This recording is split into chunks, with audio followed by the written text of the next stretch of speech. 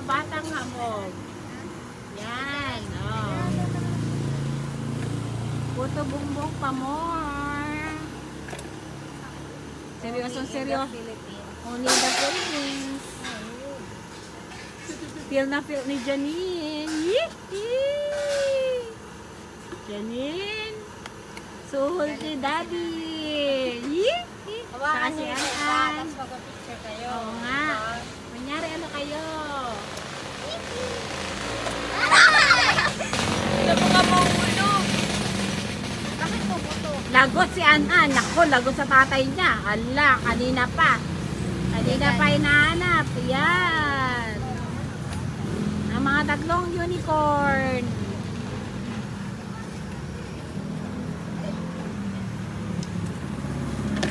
Ayun, palagay ng keso.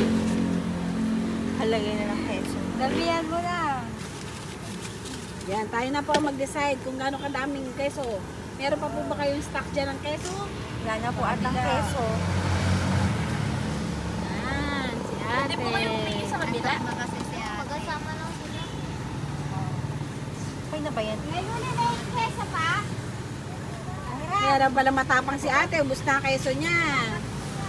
Hindi, wala na din siyang gataan. Ano? Wala na pong gata, kaya po pinapadamihan na lang daw. Tapos, condensed milk. Damihan nyo din Condensed milk, Ate Joanne.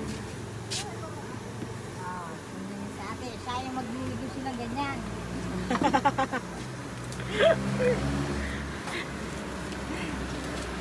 Proudly Philippines. Ah, see? Okay na yan, te? Baka konti. Joke lang. At ito na po si Janine. We're here in Caridel, Bulacan. Live po to, live. Oras din. Ano oras ba ngayon? Alas 12 na ng gabi. Dito sa tapat ng St. James. Christmas in the Philippines. Only in the Philippines. Naamoy po. Puto bumbong. Sasali mo si ate.